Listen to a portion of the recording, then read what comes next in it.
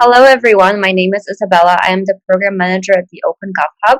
The Open Gov Hub is a dynamic meeting place that brings together organizations that work on issues of accountability, transparency, and civic participation. And we are based in Washington, D.C., and the event is actually held in our new location in D.C. So today we have a dynamic discussion led by Chris Rowley from the Center of Election Science. The Center for Election Science is one of our newest Open Gov Hub members and is a nationally based nonpartisan 501c3 nonprofit that is dedicated to empowering people with voting methods that strengthen democracy. And Chris is the Director of Campaigns and Advocacy. He is a political professional who's based in Washington, D.C., and he specializes in campaign management. Recently, Chris managed 2 races for U.S. Congress in Southwest Florida, as well as the Blue Ridge Mountains of Virginia. He holds a Master's of Science in Applied American Politics and Policy from Florida State University. And today, we are here for an event called No One Guarding the House, and Chris will tell you all about it. And we're also here with his colleague, Allison, who will be helping with the chat and the Q&A. So welcome, everyone, and take it away, Chris. Hey. Thank you, Isabella. Thank you, everyone here. Thank you, everyone who is online in the Zoomverse somewhere. Like Isabella said, my name is Chris Rowley, and this is what we're gonna. So we're gonna first talk about ones and zeros. So I don't know how many of you have been ever in a campaign office, real campaign office where they have posters on the wall and they got people making phone calls, and maybe there's a campaign manager barking orders at people. It's amazing. It's exciting. And right when I was finishing college, my friend asked me to go canvassing with him. And took me to one of these headquarters in St. Petersburg, Florida, where I grew up. And I was hooked immediately from just that day on. I went to grad school for it, like Isabella said, and became a political operative, is what it's called. So eventually I started working on county board campaigns, local campaigns for state, and then eventually 3 campaigns for United States Congress. When I was coming up, I came up in kind of the afterglow of the Obama revolution. And Obama's campaign in 2008 was famous for the use of data. A lot of people here at Open Gov talk about data quite a bit. And so on the campaign trail,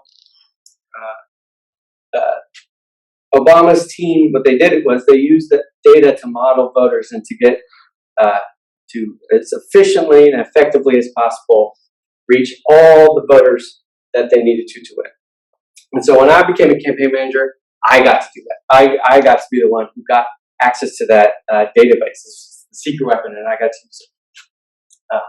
And how that database works is that it gives everyone a score. So everyone in this room, everyone in this city, everyone in the United States, everyone within the sound of my voice has a score in that database. Essentially, that score is either a 1 or 0. So 1, you're worth time, and 0, you're not. If a candidate has never knocked on your door, or called you, or invited you to something, I have bad news. You're 0. If you vote too much, but you're not going to be for me, you're 0. If you don't vote enough, 0. If you don't vote at all, you're definitely 0. No one's going to your house. No one's going to ask you for anything. My job when I was campaign manager was to take this data and make the smallest group of people possible that I physically needed to talk to still win. Which, if it sounds bad, it is bad. It didn't matter if there were 760,000 people in the district.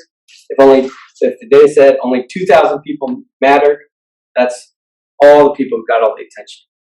So I realized after the campaigns in 2018 that I was being a part of a process that was separating people from their government, right? I denied thousands and thousands and thousands of people from interacting with candidates who would eventually be hopefully their representatives. It didn't work out for me, but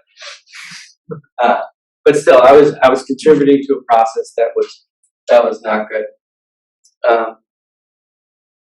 So I am still, oops. Mike, can you go back up? There you go. Mike, can you go on? There you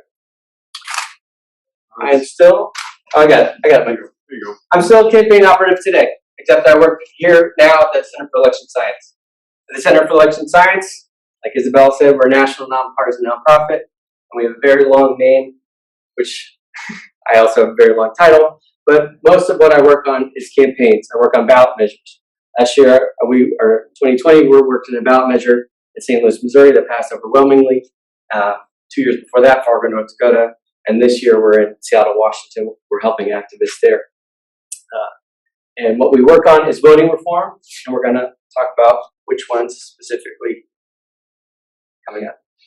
So that's why I'm here. You are all here because of this question. And I want you to close your eyes. I want you to think about the person when I ask you, how the heck did that person make it into Congress? That's it. I want you to think about it. We're not going to say names. We're not going to say parties. We're not going to say anything like that. I want you to keep those people in the back of your mind. So the first part is today I'm going to keep asking you guys questions throughout today, so you have to pay attention a little bit. But my first question for you guys is, what words would you describe running for Congress, right? So the people in your mind that you think about that are, people that maybe give us heart palpitations or heartburn or make us scratch our head, they're the end of a process. They're the result of many variables at the end of the process is the congressperson we ended up with.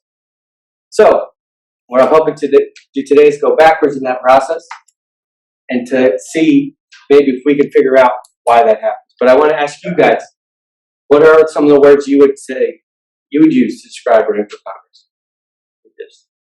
Bennett, what would you say? How I would describe running for Congress, or how I would describe the process itself? Yeah, running for Congress. Mundane. Mundane. A little bit. Okay. Gene? That's what I was going to say. Something boring. Okay. What about becoming the nominee? Nominee especially. What about Caleb? What about you? A lot of inside shop, internal talk. Okay, good. Emily, what about you? Money. Yeah, money. Money? Kenzie? So it's like kind of complicated. Yeah. Complicated? Anyone else? Competitive should be. Should be. But is it? Connections. What's that? Connections? Anyone else? Compromise. Compromise? In what way? Sometimes having to compromise on how you're prioritizing from issues, how you're prioritizing outreach, things like that. Okay. What else? Well, Extreme. charisma, right? Okay. Is it a big open process? Is it what are you gonna say? Is it a fair process? Or the words fair things you would use to describe it? No. Probably not. Clear as mud is also what a lot of people would say, right? So these are the words we People kind in of. the chat are saying stuff. What's that? People in the chat. People in chat are saying stuff. Allison, what are folks saying? People say anything?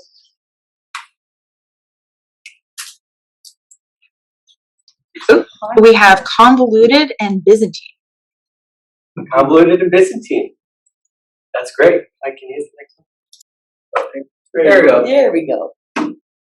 I asked our team, also very qualified campaign people like Mike. We have someone who will be a doctor of political science, our own executive director, people like you. These are the words that usually come to mind, right? In some form or fashion, opaque, Byzantine, exclusive, connections, right? Smoke-filled back rooms is definitely about connections. This is what comes to mind.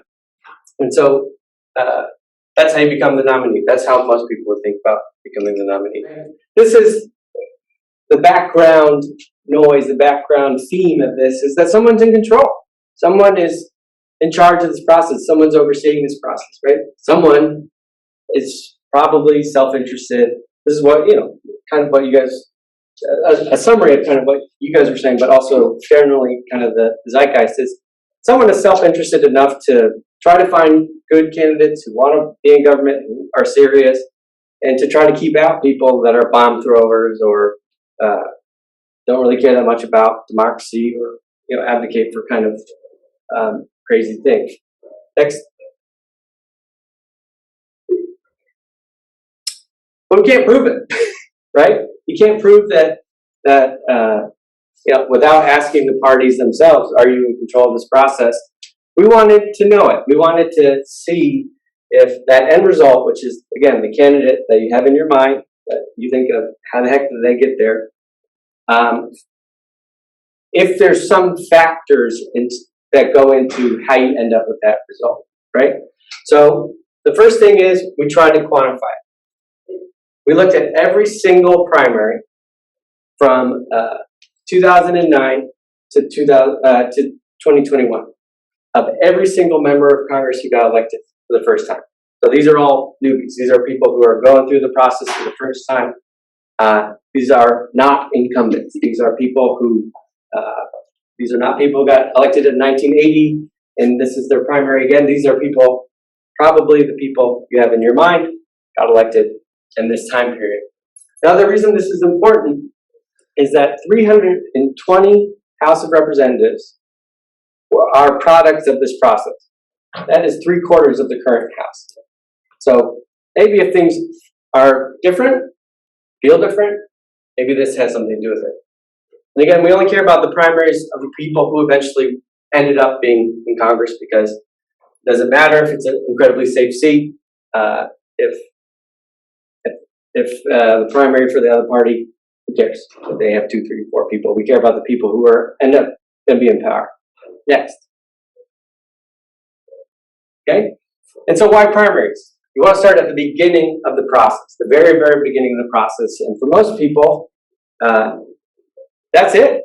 That one primary is the moment of maximum danger. This is the one primary for an open seat especially that decides the person who will be in that seat forever. That's because most seats are safe. 80% of seats are safe. Whether they should be, again, it's another talk for other folks, another time, but that's what it is.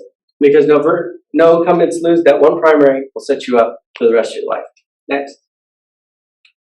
So, I'll ask you guys, now it's you guys again.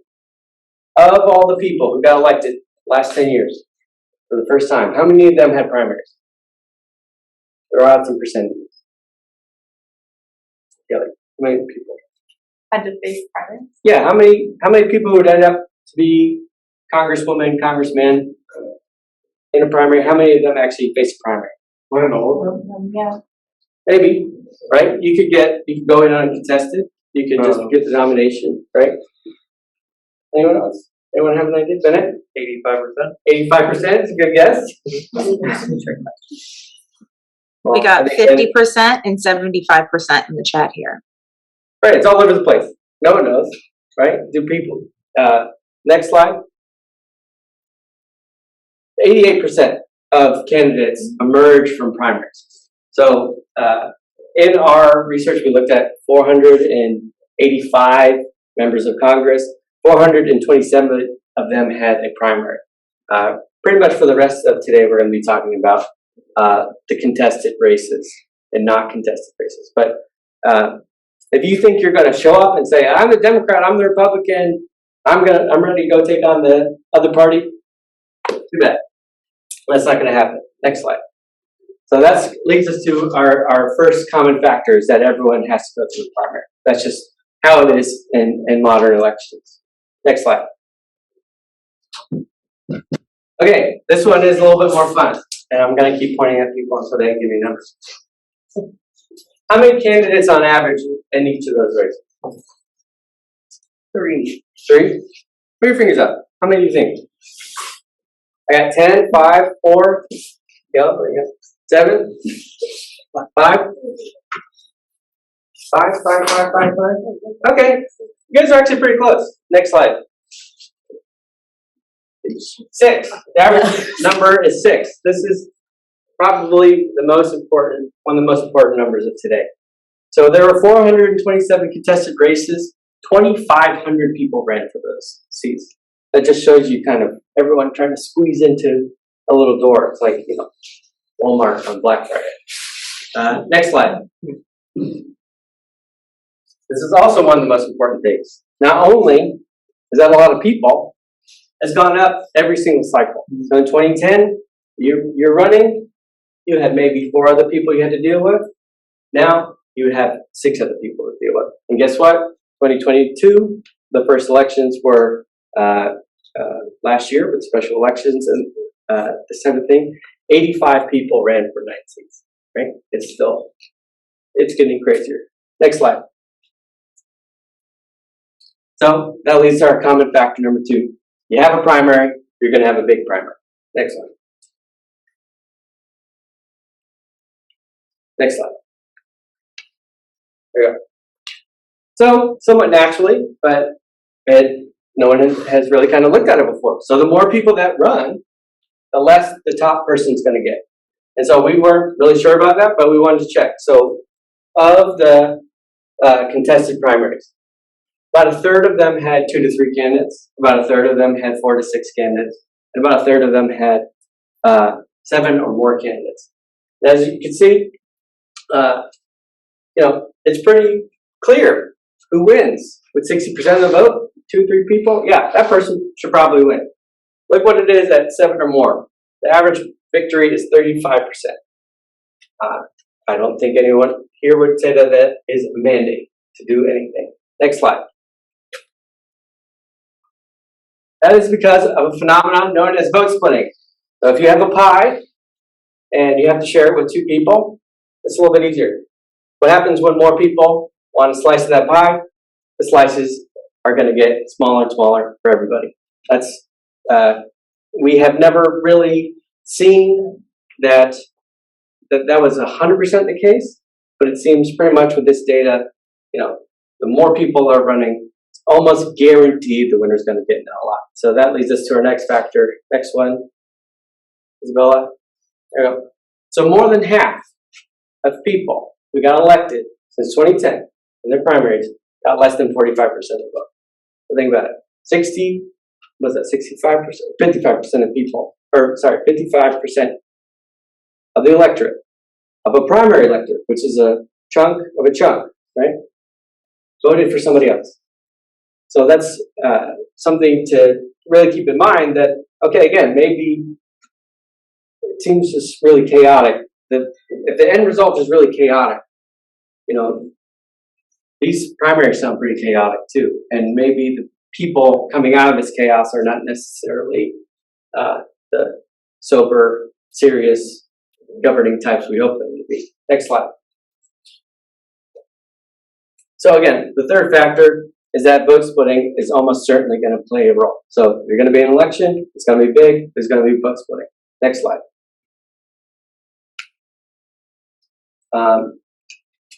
This is, like it says, average candidates per primary. So Republicans, Democrats, equal offenders. Lots of people want to run. Blanket, which is the third category, those are the types of primaries you see in California. Those are the types of where everybody in every primary runs and every party runs in one race, right? They call them sometimes pejoratively jungle primaries. They do it in Louisiana as well, and some states do them as a special election type of one. Unfortunately, a lot of my good friends work on open primaries. They want this kind of type of thing to happen exactly. I personally hope that they succeed. The problem gets worse still, because you're just adding basically what people who would be in 2 different primaries squishing into one. Next slide. That's what the fine print is. So number 4, you can't get past it. It's universal. It's not a Democratic thing. It's not a Republican thing. And even places like California, where people kind of lift it up as this is at least a model that we can go for. They also have those problems. Next slide.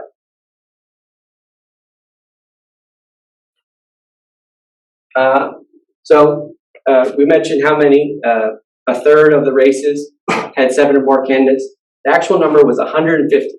Remember, we only looked at 400, almost 500 races. The point of this is 150 times that there's 7 or more people. If someone's trying to keep the field small, if someone's in control, trying to do this, they're not doing a very good job. This does not suggest so. If you're trying to keep the field small, that's not happening. And so obviously something is happening where candidates either feel more empowered to run or just are running. And we're going to talk about that a little bit more later. Next slide. And finally, turning the corner, I promise, we wanted to know what the candidates saw, right? You know, if you live, we want to see if the seat was more partisan or not. Did that impact how many people ran? Did more people run in a really safe seat versus maybe a toss-up seat? Right? You know, you're a Republican in a Republican safe seat. You're going to think about that when you decide to run. It doesn't happen in a vacuum. So next slide. This is a little bit hard to read for people in the room, but on the left are solid Democratic seats. This is by the Cook Political Report. So they have 4 categories: solid, likely, lean, and toss-up. So toss-up are competitive between the parties, where solid is really just competitive inside the party. And as you can see, the main offenders are those solid seats. You know, you have basically 7 candidates in each race running in those really solid seats. And again, like I said, it's appealing, right? Who wouldn't want to win one election and be in there for life? The other factor of this is these are going to be your most hardcore people. And keep that in mind with the next slide. Right? It takes, in some of these races, it only takes 40% to win. So these are your most hardcore people. It's a big chaotic election. And you only need a slice. That's only just a little bit above a third of the people in a race to win. Democrats are a little bit better than Republicans. Republicans have had maybe a little bit more intra-party stuff the last few years, but Democrats, they're probably on their way to doing that too. So the main thing to take away from this is, if we're seeing, again, the end of the process are really partisan, really flame-throwing folks, remember, most of them are coming from these really solid seats, these big primaries with lots of vote splitting. And, next slide, last slide of this is, they just needed a slice of the electorate to win. They didn't need a lot of people. So when you add all those factors together, you see somebody who, you know, it makes a little bit more sense how we get maybe somebody who's a complete and total bomb thrower or flamethrower, somebody who is not really that interested in governing. Next slide. So this is our theory, right? So we wanted to prove that the number of candidates is going up. We've seen the number is a lot, and it goes up every year. As that happens, vote splitting goes up. Right? As candidates go up, the number takes to win goes down, and once you start lowering that number enough, it gets a little chaotic, right? It could be anything could happen. Anything could happen in a 10-way race. That's just how it is. And some of those results are some of the people you have in your mind, but those are the exact mechanics of how they get in. So, next slide. So, those factors, vote splitting, lots of people, just those 2 factors alone. What candidates does that maybe hurt? Middle of the road people. Maybe middle of the road people. Okay. Yeah. Paul, what do you think?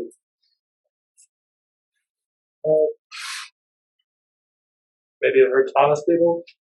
Honest people, maybe. Okay. Malia, what do you think? I was going to say moderates. Moderates? Why do you say moderates? Because I guess if there's not as much special interest as in the stream, then people aren't really rallying behind them. Okay. Yeah, part of it too is more people tend to be behind on the average. You know, you got your bell curve. And so so my sister's over here, okay? If I start running for Congress and then Jean runs in the primary, my same primary, is it more or less likely that a Raleigh will win? We'll say it out loud. More. Less, right? Because we're very similar. Ask anyone you know.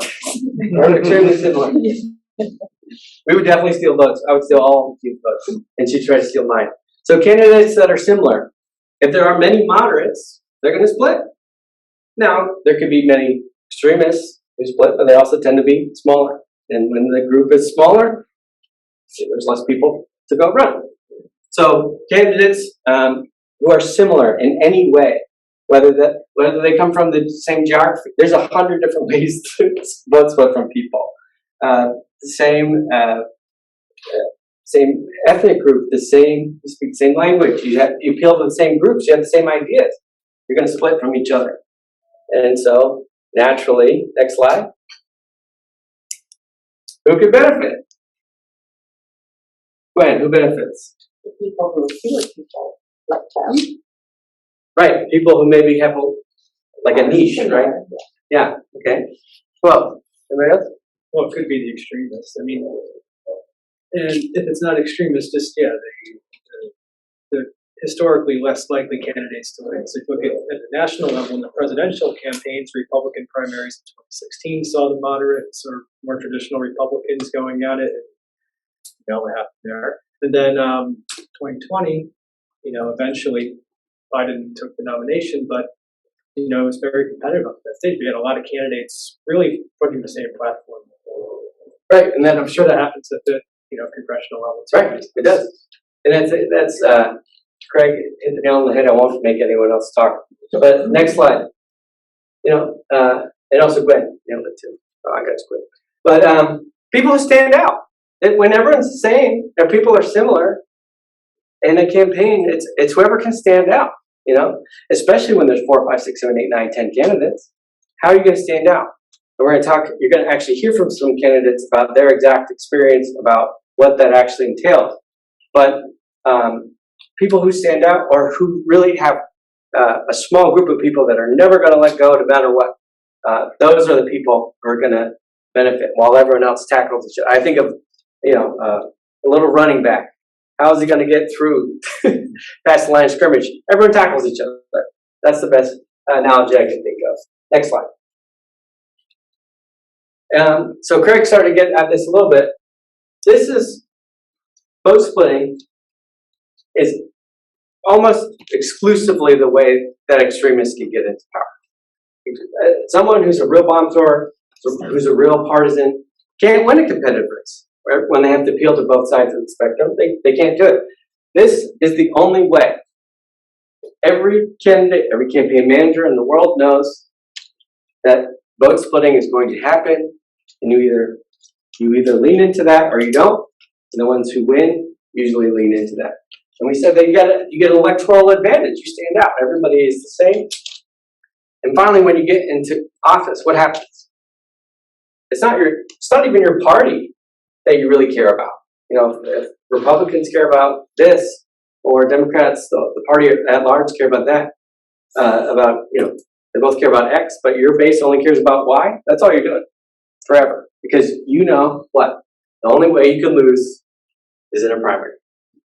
So the only group that matters ever from the day you are elected is not your party, not even really your party. It's the folks who got you that small slice that all you need to get elected. And we saw in some of these primaries that 40% could be as low as it takes. Next slide. I want to have one disclaimer first. You could hear everything I am saying and say, okay, well, the problem is there's too many candidates. Stop the candidates. No one is saying that. Candidates are a great thing. The way we vote, which is causing this vote splitting, is a real problem. So a disclaimer before things go on much further. Next slide. Okay, so I really want people to speak up on this one. Why? We know that there are more candidates. Why do you think there are more? Max, why do you think there's more? Well, I mean, presumably people would think there's opportunity. There's more opportunity. I don't know why they would think that. But definitely, I would think that organizations like Run for Something that are cultivating candidates are playing a role in that. Yeah, it's great. Aiden, what do you think? Why are more people running? Just a general increase in political interest over the last 10 or so years. Yeah, the people are more energized to get out there and go run, right? Run for something. Run for anything is really what that is about. Kenji, do you have something? Yeah, like if these people that we all had in the back of our head are like, well, they can make it, and they're throwing all of this stuff. Why can't I? Right. Yeah. There are these heroes, right? They, what's it? We've seen in the last 10 years huge upsets, massive upsets. Presidential election, we've seen massive upsets. Alexandria Ocasio-Cortez's election was a massive upset. So was David Brat, who in Virginia, he beat the third grade Eric Cantor, who was one of the most powerful people in Washington. You're exactly right. A lot of people, you're exactly right. They say, well, why not me? Right? Why not me? And you also have, well, what else? Anyone else? I think there's just a lot of discontent and frustration with the government and how it's working and incumbents, and that not in a partisan way. I think both parties. So then you look, I mean, at AOC, right? Like you just said, like she was upset with how things were going with the safe seat Democrats, so she ran. So I think both sides are seeing that, and more average folks with maybe no political experience are just going for it. Right. I agree with everyone. I wonder though, how much has that really changed over the decades, centuries? I wonder if there's other factors like social media. The ability to get your voice out is very different. We're seeing that internationally too. Just Right. the impact of social media. Right, and internationally too. Vladimir Zelensky is famous for, he really used social media to get his, to become president, so, Donald Trump is famous for what? Tweeting, right? That's what he did. It used to cost a lot of money to run for Congress. It doesn't cost anything to start a website. It doesn't cost anything to start a social media account. So, that's a super great point too. So, again, more people are running, which is what we want. And a lot of them are from groups and voices that we wanted to be more represented for a long time. Except what's happening? They're similar to each other and they split. Those are great. Anyone else? Have any more? Yeah. Publicity. What's that? Publicity. It happens a lot in small towns. Like attorneys will run to get their names out there in races they know they won't win. Get your name out there, right? Who wouldn't want to be on cable TV? You want to run for something? You got to be on TV. You got to be out there. Yeah, I was going to say that in vanity candidates to just perennial, like some kind of a gadfly, but Like a status. People that want to sell real estate or coffee or whatever. They're heroes. They're celebrities. Depends on where you work.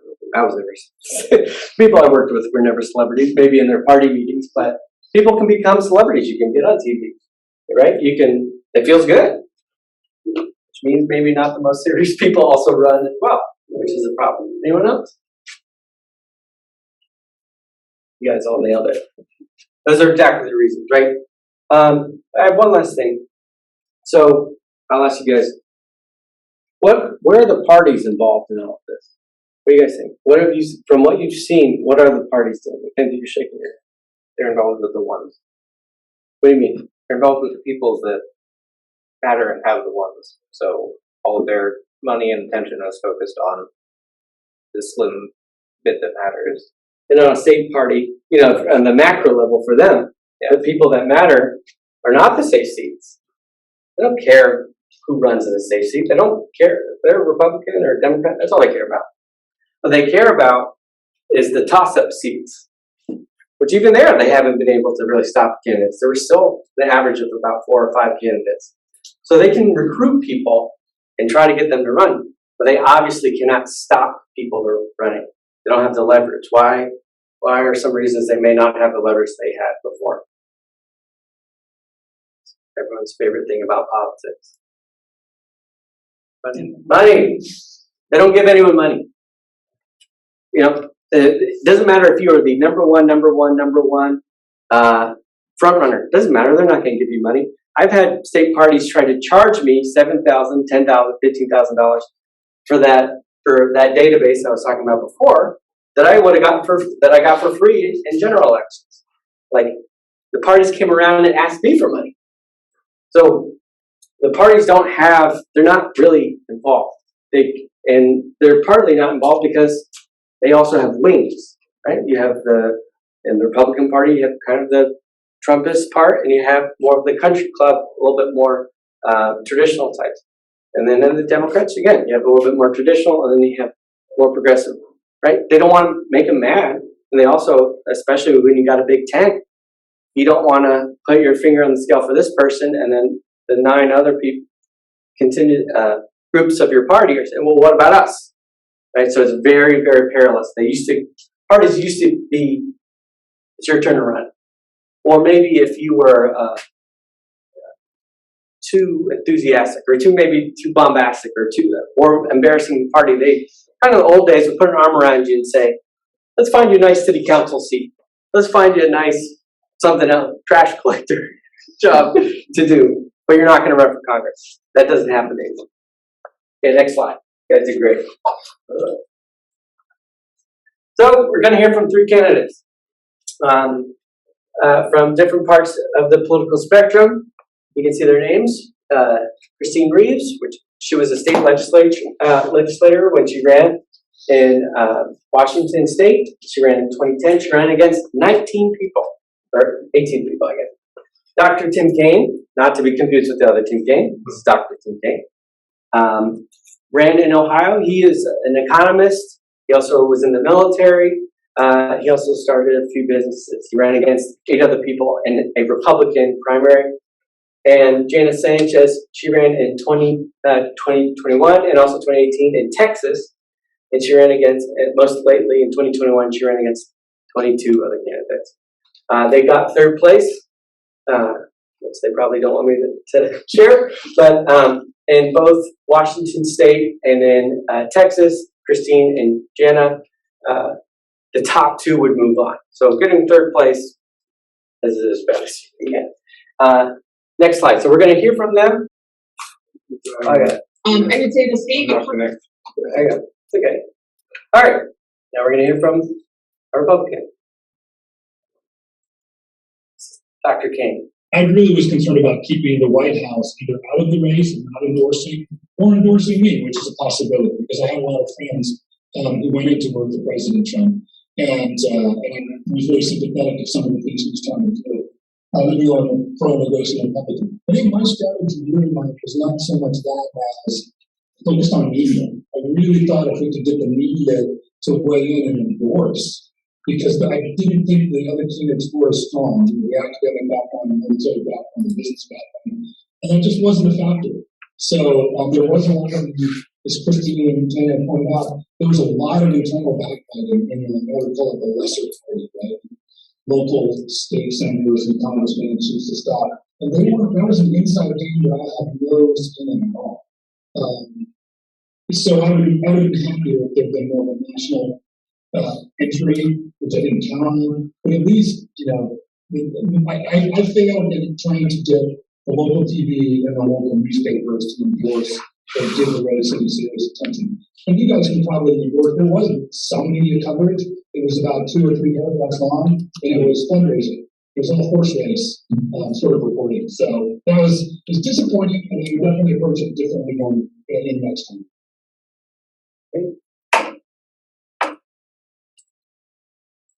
I really was. Hey, what did you guys hear? What were some things you heard from someone who actually had to go through it? It's confusing. Confusing? Yeah. What's that? I was gonna say they're being pulled apart from other, like all the different places within their own party, like both local and federal. They're trying to find their niche, right? Yeah. Because that's what it takes. And obviously they said the state parties were not really involved. That's what Christine said. So it's all those other groups who will get involved. Anyone else? Anyone else take anything away? What about the media? Yeah. I would say they would probably be more focused on the more contested seats where they're because they care about ratings. It's all about skin in the game. Still like that Tim was talking about. The media has skin in the game too, and the only way for them to survive is to get attention. So those uncontested or just, backbiting, whatever the term was, fights within the party. They don't really care about that in the media. Right. That was my number one gripe when I was on the campaign trail. Local media does not cover primaries. On one hand, they don't want to look biased, because even if it's the right thing to do, is to cover this primary, it doesn't matter. You're only going to have how many stories about Republicans, how many stories about Democrats, and you don't have anything to balance it out. And also, like my favorite is what he says about car crashes and lost dogs is you really have to have a hook. They won't come to your events, they won't come to your debates. They will just say, "Oh, come to me afterwards," and that makes it really hard to get even voters engaged further. There's no information, and also too, when there's no information, you see, there's no stories about anybody. Why don't I run? Right? They're soft. I don't see anyone who really scares me. Okay, great. Yeah, one more. You said they covered fundraising, like how much money you raise, or? Without a doubt, the only story I knew that they would run is the fundraising story. That was the only one I knew. And so I knew we even had everything prepared so that when they had to ask us a quote, that we'd try to say, and then we also want to tell you about this one pretty good, like we tried to really just squeeze in any more information we could before they just said, this is we don't care anymore. I saw one interesting race where it was Pierre Omidyar's Civil Beat Hawaii. They did a poll. So there's one guy that thought he was entitled to be a congressman. And he was homophobic and like anti-reproductive freedom, and he had all the unions supporting him and the developers. There were five progressives. So the polls showed that one of them could beat the guy. And one of the, which that is rare. There are the thing I hope dies about campaigns is somebody going up and saying, "What do the polls say?" There's no polls. No one's polling this, right? They don't. Newspapers who traditionally kind of do the polling don't do anything below the statewide level. They're definitely not going to poll something where they also don't care. There's no interest in the general public to cover it. So when there is no polling, there's no front runners that you can cover. There's no one you can just say, "Oh, well, it's just going to be this guy." You have to kind of either say everyone or nobody. So that guy would have been a senator if it wasn't for that poll. It would have been Senator Hanneman instead of Senator Schatz. Right. All right. Well, we got just a few more videos, and then we're gonna round the corner, and you guys. You have to differentiate yourself. And so even though I had raised the most money first quarter, it became I'm not black enough. She's more black enough, right? It became I'm not progressive enough. This person who literally had the exact same voting record as me in the legislature, minus maybe 1 or 2 votes. All of a sudden, I wasn't a good progressive. It just very much became infighting among us, among who was a better Democrat, who was more black, who was less conservative, all of these things. And it's frustrating. It can be very, quite frankly, it can be very soul crushing when you feel like I'm ready because I'm going to be a leader in my community. I feel like I know the voice of my community and I'm ready to fight for that. Only to get into a race where people on the same team as you are literally just torpedoing every possible thing they can about you. And so it was a very contentious race. I think she's been nice there. You have to do. It was really, you've got a very limited resource to get your message out and to establish your identity. Do you want to be the economist Tim Kaine or the soldier Tim Kaine? Because they're both part of who I am, but people aren't going to sit down for a half-hour TV commercial and listen to me. So.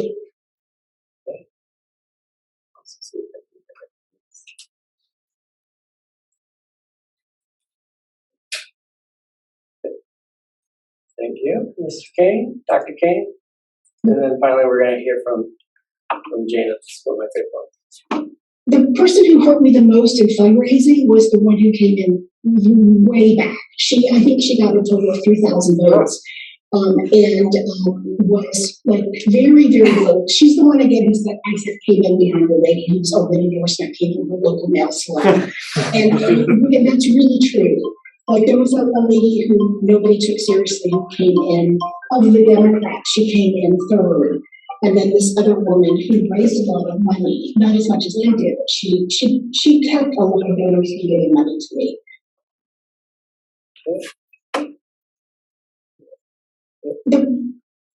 We're gonna have two more videos. Instead of realizing that, quite frankly, me tearing down another Democrat, regardless of whether we agree on policy or not, doesn't actually help my party, it doesn't help my community. It really just drives us into that nice versus dynamic. And that's really what we saw happen in my campaign was just 5 Democrats along the course of the spectrum all fighting with each other, except me and the other black women who were like, what's up? Like, let's not kill each other. Basically fighting with each other. And what people don't recognize is what that does is reputable damage to those candidates, especially for somebody like me. I was 49, I think, at the time. I'm young in politics years, right? But when you go and you spend all this time and this money attacking, me, when in reality I'm actually a Democrat, I'm a woman of color, somebody's watching me running the Democratic Party politics. I just couldn't be running in the wrong seat, from some people's perspective. But what it does is it will damage to those candidates because then it either demotivates them from running again, it makes them super angry and bitter when they leave, right? Or they lose. And then what happens is you spend all this time trying to build a new bunch of people, when in reality you've got these people, to Tim's credit, it's like you've got these political players who know how to do the work, who know how to get elected, saying, "That's this, I am done, my team didn't support me," etc.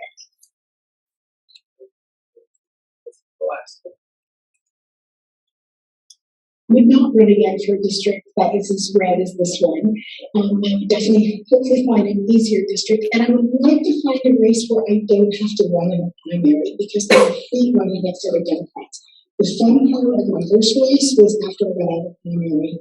I actually loved running against a Republican. It was just fun. But running against Democrats is really, really hard, and I don't like it because we're supposed to be all on the same team. So I would run if it's not a ugly primary. And it's not such a red district. Okay. All right. Would not run. Skip that one. That's funny. Basically, his high school, he ran into his high school friend who said, he asked him, "Hey, will you help on my campaign?" And even his high school friend said no. Okay, finally, what do you guys take away? What other things did you take away from that kind of battery hearing from the candidate? Yeah. The very last video we watched, it was interesting that she didn't like running against people in her party, which to me has always made sense that that's how you have to do it, because how else is a party going to choose its nominee for a seat? But I never thought about it like that a primary would be more difficult to run in because of a psychological block. Yeah. I guess maybe people just aren't used to that rhetoric change, when instead of having stark policy contrast with someone in a different party, the rhetoric is a lot more focused on issues of identity or just self-promotion, but a lot less on policy, because when you all agree on policy, more or less, there's a lot less of that to talk about, so it gets more personal. Starting to stand out. I think the combination of the data you showed us earlier and then those videos, for me, my big takeaway is we're not necessarily getting the best candidate. Because if some of the, like a really good second or third place candidate, it was such a hard, ugly primary that they don't even want to do it again. Right. And like the woman said from Washington, you have to rebuild that bench then. And then I think to our earlier points, like for all the reasons you laid out, like then you might have more fringe people on the right and left running for these seats who are just, maybe a little more gregarious or risk takers. And Christine's race, especially, the two black candidates split. One of them moved on, but she did not. And they were the first, I believe they were the first black candidates to run for Congress in Washington State. They just also happened to run at the same exact time, which is kind of anecdotally what we see, right? More people are running. It's just, are they knocking each other out? Anything else? Yeah, next. I'm curious. I didn't understand her point about fundraising and having the last person in the race take away her fundraising potential. Can you? Yeah. So, I mean, when you're in a race that's red, or, you're in a red district, choose a Democratic candidate, her only hope is probably people who are outside of the district.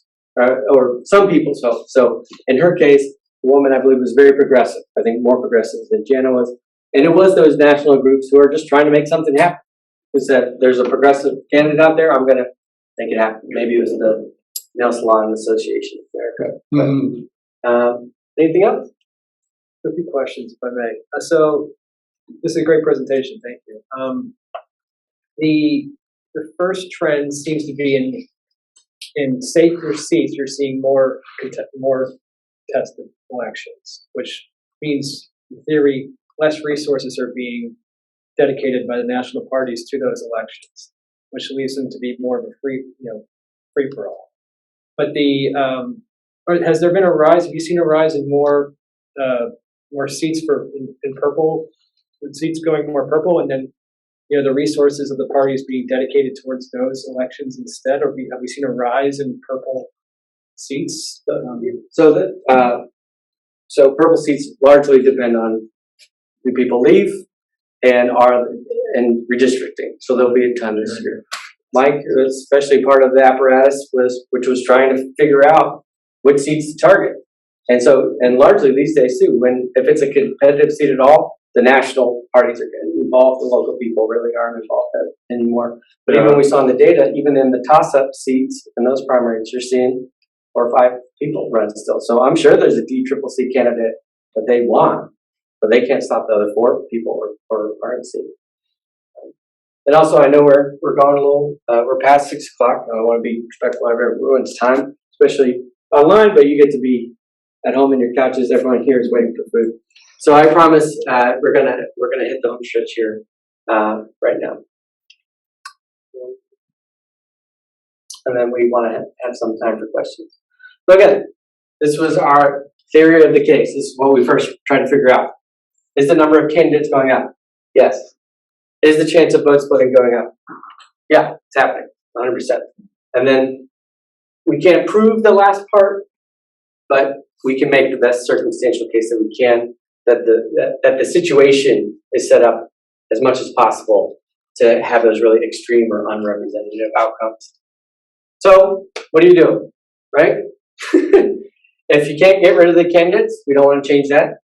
We want there to be lots of candidates, right? And we want all, within parties, among parties, can't fix that. So we want to see how we can fix vote splitting. So to do that, you have to change the voting system. But it's not going to be in the way you think. I think people are trying to jump ahead. So there are essentially 2 ways you can vote. You can give somebody a score, or you put things in order. And so ranked choice voting, which is a lot of you have heard, goes in the order category, right? We're not going to talk about that. We're going to talk about the other category. We're going to talk about the other category because it is very good at stopping vote splitting, which is exactly what we're trying to do, right? And in order, and they're called ordinal systems, very creative. Or in ordinal systems, you can still have vote splitting. So we don't want that. We want a system that doesn't have vote splitting. So we're going to look at scores. So there's a score system. Oops, no, not iTunes. My walk-up song. There's one score system we know very well. It's called Plurality. So when you have a ballot, and there's 10 candidates, and you give them a vote, you're giving them a score of 1. Everyone else, by default, gets a score of 0. 1s and 0s again. We're back at it. Oops.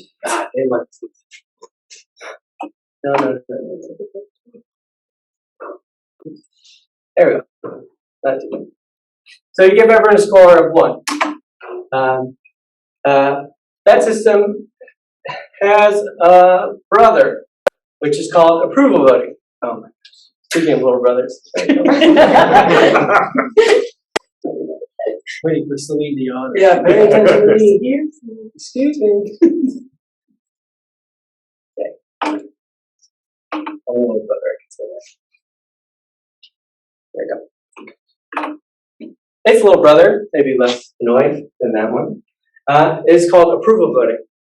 And that's what I work on. And approval voting You give a score of 1 or 0 to whoever you want. We have a little presentation about how it works. We're going to elect the mayor of this town. You have Bike Lane Larry, Lower Taxes Tina, Library Laura, Public Transit Terry. A lot of those are good people. I would split. I love bike lanes and I also love public transit.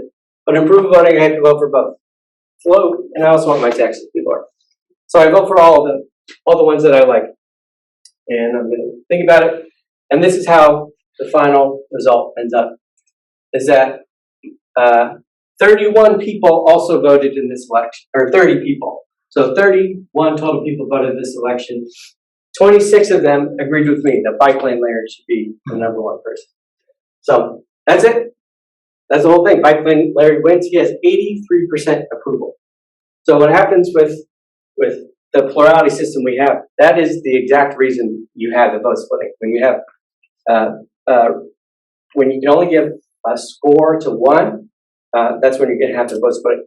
You cannot have vote splitting in this situation. And look at that. If it was plurality election with so many candidates, maybe someone would have gotten 35%, 40%, and it might have been Silver Spoon Sam or something. But that's it. There's no rounds, there's no runoffs. This is it. And now this person is elected the mayor of our town. Seconds left for this. You can bask in the glory of it. But you can see even the candidates that didn't win, they still get to see that they had a lot of support.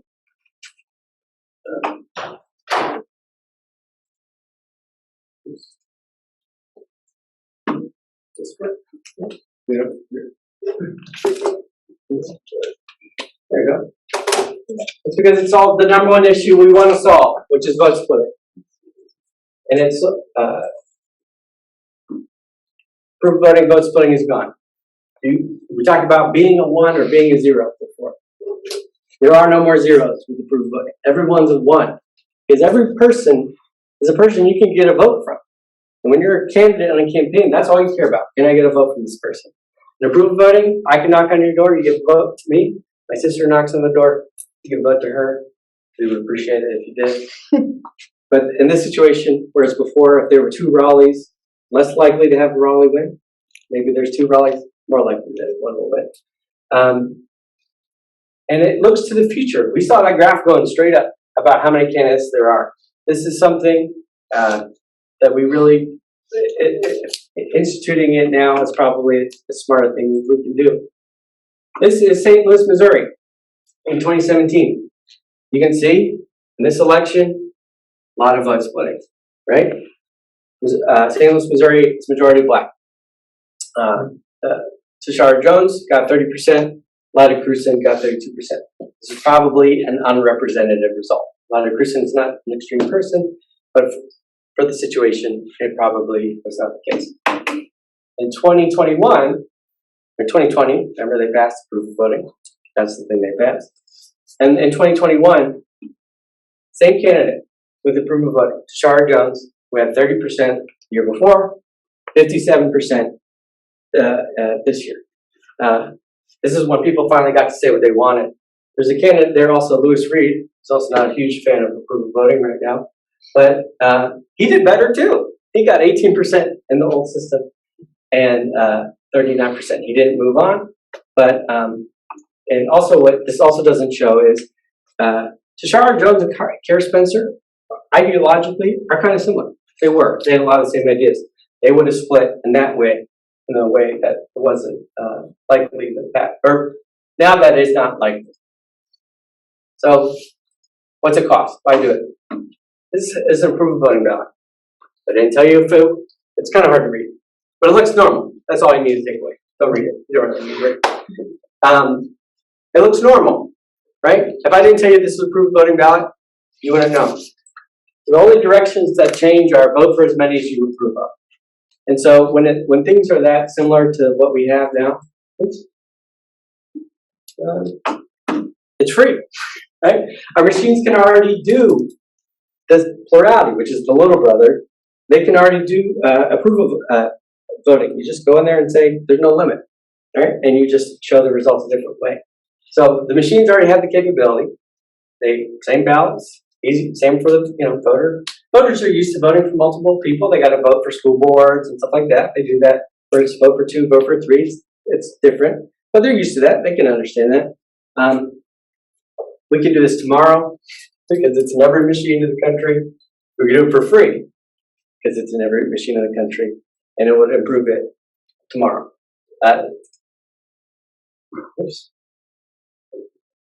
This is the last zero I want you to know. Talk about ones and zeros today. This zero is maybe the most important. In St. Louis, Missouri, it costs $0 for new equipment and for new software. The other thing about proof of voting, it works in any system, it improves any system where people can only vote for one. There's a proportional version. It works with paper ballots. It works with machines. It works with anything possible. It's kind of, even we said the dumbest machines in America can run this election. But that also means anyone, anywhere in the world that needs to fix this problem can use this solution. So, takeaways. Isabella asked me to make takeaways, so I give you these takeaways. There's lots of vote splitting, and it's causing a lot of chaos. And it's probably a main factor why the people in the back of your head are winning. So it's at least a factor. Maybe not the exact reason that they win, but we're making it easier for them. And more are going to run. And we want to make room for them to run. We want them to run. We want them to not split with each other. And we also want to stop extremists at the same time. We can do that because proof of voting is inexpensive. Doesn't cost anything. Do it tomorrow if people wanted to. That's why we work on ballot measures. We work on ballot measures throughout the state or throughout the country with activists throughout the country. Those are my takeaways for you. Take action. Investigate how vote splitting plays a role in whether you work in policy, whether you work in electoral politics, whether you look at international politics. Look at vote splitting. See if that's an issue, because that might be. This is kind of globally, it's a universal problem. It happens in countries throughout the world. Other countries have better systems. They still have some sort of problem like this. Consider approval voting and get involved. And Mike's our director of philanthropy. Give him money. Yeah, thank you guys so much.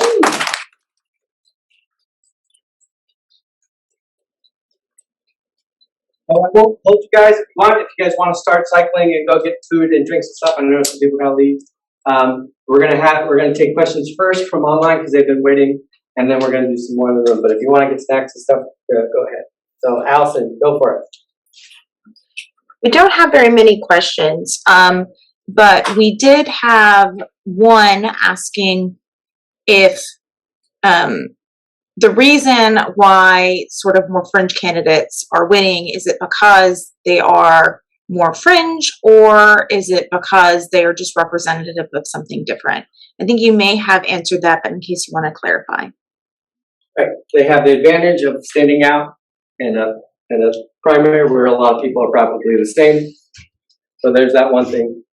And they're also probably, because they stand out, that probably means they are dissimilar to some of the other candidates, which means they're less likely to get split.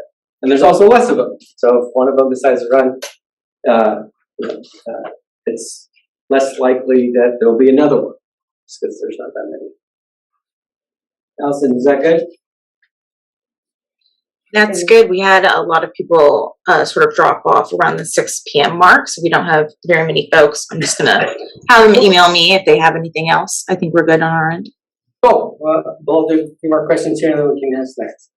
Thank you. I've been a big ranked choice voting shill for a few years, but you've made a fantastic case for group voting. You did well. The reason why I was so interested in RCV is because I think that we need a multi-party system. So if you really want to convince me, what do you think the potential of approval voting is, especially if it were combined with things like multi-member districts to not only stop fringe candidates from winning because of vote splitting, but also foster the likelihood of independent candidates or third-party candidates to win elections? So there's a lot of questions there, but I'll do the first one. You don't have to just do it for primaries, right? You don't have to just do it in American politics. You don't just have to do it. Basically, any time that there could be vote splitting, you should consider this. And it's probably free, even if it's outside of the United States. The end goal, and probably why people struggle with this for a long time, is that when people think of a spoiler, they think of like Bush v. Gore, right? Where there was kind of a nadir that came in from another party that spoiled it. In the United States, right now, the extremists are coming out of these primaries. If your goal is to have other people from other parties potentially win in the system we have, so let's say Republican, Democrat, and the third party, they also stand no chance until they think about how they're going to stop vote splitting. Because what happens? If there's a libertarian, they may split with their Republican, and some of the Democrats. And if there's a Green candidate, they may split with the Democrats most likely. So the problem is also between in the general elections. Those need it as well, and also too. I tell people that one thing we go back to a lot is we did a poll in 2019 of the Democratic candidates for president at the time, and we did it ranked choice voting, approval voting, and plurality. And just bring up Andrew Yang because this is the most interesting. Andrew Yang got 2% in plurality. The best he did was 4% in ranked choice voting. He got 31% approval. So obviously that's how much support he had, right? And he was kind of a third party, candidate in that situation. So was he going to win? No. I tell people you still got to work hard. You still got to have your parties and stuff. I'm not gonna snap my fingers and say third parties are going to win. Sometimes people say that with something. What I am going to say is you're going to get a good level of support. Let's say you love universal basic income, right? 31% approval. Your candidate, you're running the next time around. You say, if I support that, I can start with 31% approval, right? So these are also people can pick up policy things from each other as well. Multi-member districts and all that, it's a little bit out of my pay grade. One of the reasons we focus on this is because it's so quick and easy to understand. Because it's so easy, and obviously there's a billion things we can do, right? But the house is on fire, so maybe we should work on that. Good question. I came here and I was able to listen to that part about the approval voting. I see the benefits of it. There's going to be less undervotes and overvotes in all elections. However, I do think that that this can cause a problem if it's in a location that has an absolute approval voting system, meaning that if there's 5 candidates, there's 2 or 3 candidates that have the same amount of support. There's let's say like a tie. Yeah, there's a tie. There's a tie and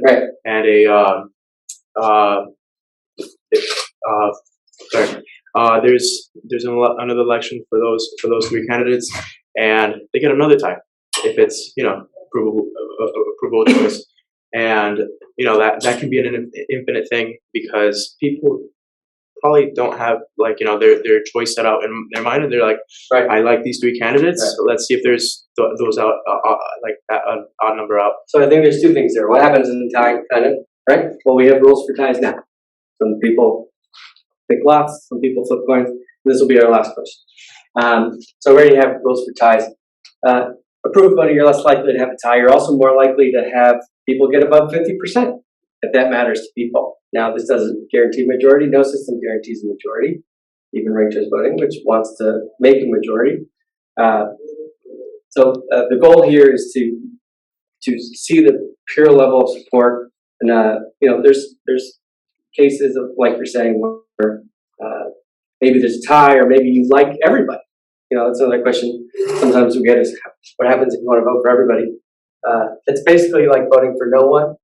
And that ends up not happening pretty much. And in the first elections we've seen in Fargo and in St. Louis, that hasn't really been an issue. So I'm going to stop it there. We'll let all these fine people get snacks because they can also ask me questions in person. But thank you, Zoom. Thank you, Isabella. Thank you, Allison. And thank you, everyone who was a part of today. Thank you so much, and we will see you next time, hopefully. And enjoy the food. Bye. Save us some for next time.